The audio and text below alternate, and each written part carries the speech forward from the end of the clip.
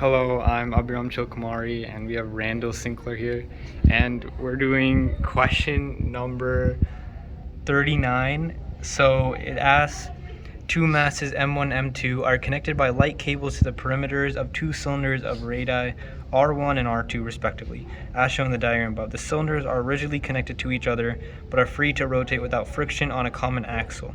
The moment of inertia of the pair of cylinders is I equals 45 kg meters squared. So also R1 equals 0.5 meters, R2 equals 1.5 meters, and M1 equals 20 kilograms. So this is the diagram here. So part A asks, determine M2 such that the system will remain in equilibrium. So here we have the system, and as you can see, this is basically a broken down version of this diagram here. So we have the 20 kilogram mass with the 0.5 meters radius, and then M2, which is on the other side in equilibrium with a 1.5 meter radius of the cylinder. So for part A, both sides need to be in equilibrium, so it's important to find the tension force in order to be able to find the M1G and then M2G in order to find the mass of M2. So in order for it to be in equilibrium, we need to find the torque for both of them, because they'll be different because the radiuses are different for both. So once we find the torque, we can just do the tension force of 1 and then R1, tension force of 2, R2, and then basically that's broken down. And then by doing that, you can put the tension force equal to M1G and then M2G for the tension force of 2. So then you equal them, and then you basically just simplify, and then you just take out the G's because they just cancel out. And then you basically just put in the numbers that are from the problem, and then you basically get an answer of 6.67 kgs for M2. So now going on to part B, it asks determine the angular acceleration. So the mass of M2 is now removed from the system, is released from rest. Determine the angular acceleration of the cylinders. So we have the diagram of mass 1, so we have mg and ft, but since there's an acceleration, they're not equal, and the acceleration would be downwards because that's what the mass is. So we get mg minus ft equals ma, so we have that written here. Then we also have the torque equations. So we know that ft will be the torque applied by the pulley, so we get ft times the radius equals torque, which also equals I times alpha.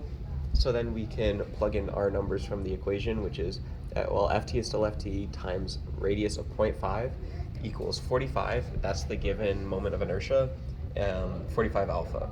So then simplifying, we divide by 0.5 to get ft equals 90 alpha. Then we can plug in 90 alpha for ft in mg minus ft. So we get mg minus ft, which is 90 alpha, equals ma. Then we know a equals alpha r, so we can do mg minus 90 alpha equals m alpha r. So we can pull that over here. Mg equals 90 alpha. Mg equals 90 alpha plus m alpha r, by pulling everything to the right.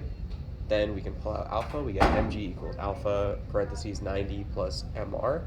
Then we can divide by 90 plus mr, so we get alpha equals mg over 90 plus mr.